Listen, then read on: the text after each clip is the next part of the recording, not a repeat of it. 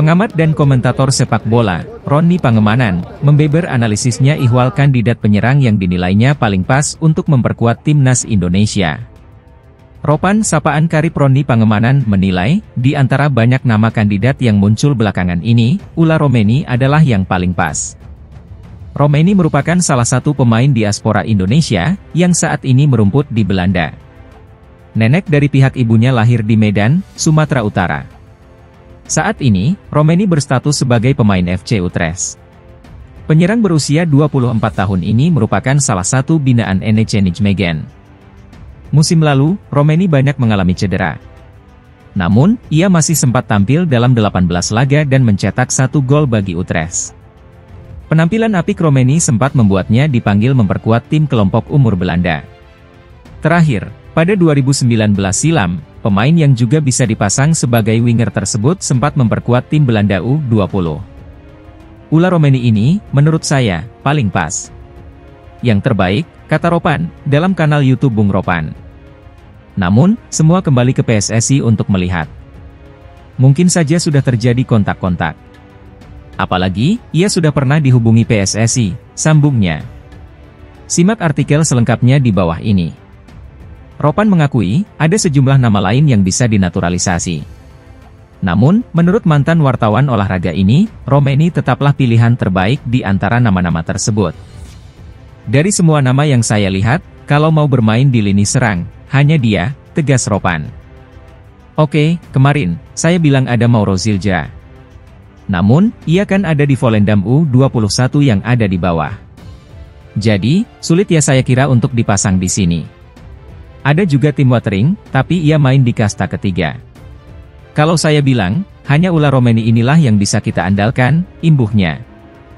Menurut Ropan, saat ini, PSSI bisa jadi sedang melakukan operasi rahasia untuk bisa meminang Romeni. Salah satu indikasinya, semua pihak di PSSI terkesan bungkam ketika ditanyai soal Romeni.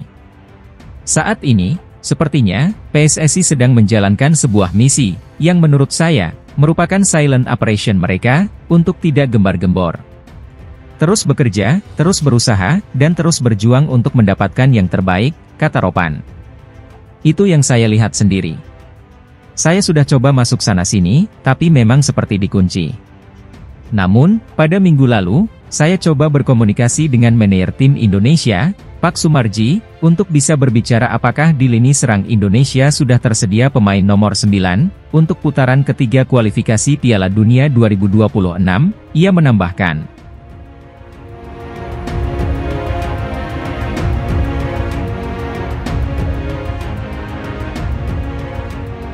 Bek Timnas Indonesia, Sandy Walsh, buka-bukaan terkait sifat asli pemain skuad Garuda.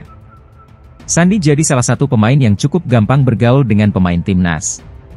Bahkan, beberapa aksi lucunya saat membela timnas sering mendapatkan sorotan positif dari netizen.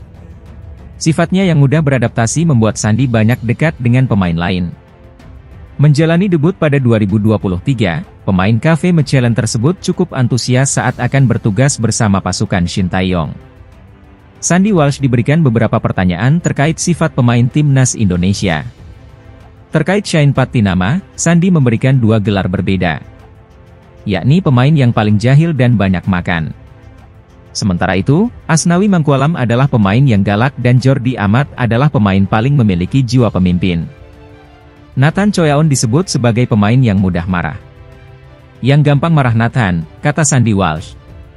Pemain yang sudah mengoleksi 12 caps di skuad Garuda ini juga bicara tentang sosok yang paling banyak membawa barang saat di timnas. Ivar memiliki banyak barang saat timnas bermain dan selalu dibawa. Termasuk diantaranya adalah PlayStation dan banyak sepatu. Saya pikir diantara Ivar Jenner dan Rafael Struijk. Mungkin Ivar, dia membawa PlayStation dan baju ekstra.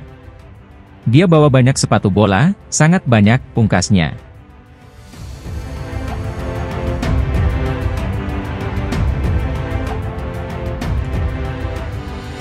Pelatih timnas Indonesia, Shin Taeyong, diminta secepatnya pulang ke Indonesia. Hal itu diungkapkan Sekretaris Jenderal, Sekjen, PSSI, Yunus Nusi. Yunus Nusi mengatakan, PSSI sudah memberi batas waktu kepada Shin Tae-yong untuk pulang ke tanah air. Ia diminta segera pulang demi mempersiapkan timnas Indonesia yang segera bersaing di babak ketiga kualifikasi Piala Dunia 2026 zona Asia pada September 2024. Kita minta secepatnya untuk persiapan laga yang tanggal 5 September, Timnas Indonesia melawan Arab Saudi, dan tanggal 10 September, Timnas Indonesia melawan Australia, kata Yunus Nusi di Jakarta. Mantan Exco PSSI ini mengatakan, kemungkinan Shin Tae-yong kembali ke Indonesia pada pertengahan Juli 2024. Namun, ia tidak bisa memberikan tanggal pasti kedatangan pelatih itu untuk saat ini. Ia balik ke Indonesia. Perkiraan pertengahan. Ia pertengahan, kan lagi istirahat, kata Yunus Nusi. Yunus Nusi berharap Shin Tae-yong dapat memantau para pemain saat Piala Presiden 2024 mulai bergulir pada 20 Juli 2024. Ajang itu akan diikuti 8 tim Liga 1 2024 hingga 2025. Pada saat Piala Presiden mudah-mudahan sudah ada, sembari melihat lagi anak-anak dia, pemain timnas Indonesia, latihan, ujar Yunus Nusi. Menurut asisten pelatih timnas Indonesia Nova Arianto, Shin Tae-yong balik ke Indonesia pada 21 Juli 2024. Setibanya di tanah air, pelatih asal Korea Selatan itu akan memberikan roadmap kepada PSSI jelang mengarungi babak ketiga kualifikasi Piala Dunia 2026 zona Asia.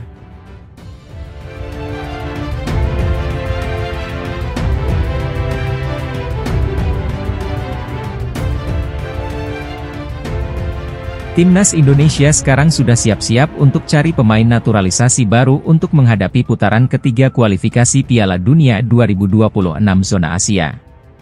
Pemain naturalisasi baru sudah masuk radar Timnas Indonesia, 2 nama sudah dikantongi. Dan kedua nama tersebut juga memiliki statistik yang hebat sebagai pemain, dan ternyata salah satunya merupakan mesin pencetak gol. Sudah tentu, jika Timnas Indonesia ingin menambah jumlah amunisi pemain tambahan lagi, karena mengingat putaran ketiga kualifikasi Piala Dunia, Indonesia di bawah asuhan Shin Tae-yong akan menghadapi lawan yang kuat. Maka dari itu, opsi penambahan 2 pemain calon naturalisasi ini, bisa menjadi solusi untuk mempertajam komposisi pemain, serta kedalaman skuad Garuda, untuk bertanding pada putaran ketiga. Untuk yang penasaran, kedua nama calon pemain naturalisasi Timnas Indonesia adalah Kevin Dix dan Ula Romeni. Mereka berdua merupakan 2 pemain yang sudah masuk radar Timnas Indonesia. Kevin Dix dirinya merupakan pemain FC Copenhagen di Liga Denmark. Dia merupakan pemain bek tengah, akan tetapi dia juga bisa merangkap untuk menjadi bagian depan seperti striker. Ula Romeni, dia adalah pemain muda yang punya potensi, dia adalah pemain FC Utrecht. Bahkan Ula bisa dijuluki sebagai calon mesin pencetak gol di lini depan buat Timnas Indonesia, jika dilihat berdasarkan statistiknya yang bagus. Kedua pemain ini memang benar-benar ingin dipercepat proses naturalisasinya. Mengapa? Karena 2 pemain ini bisa untuk memperkuat lini tengah dan lini depan Timnas Indonesia, yang dibutuhkan pada putaran ketiga. Kita bedah dulu, statistik Kevin Dix. Dirinya merupakan pemain berusia 27 tahun, dan memiliki harga pasar yang tinggi sebesar 69,53 miliar rupiah, bahkan lebih tinggi daripada harga Tom Haye.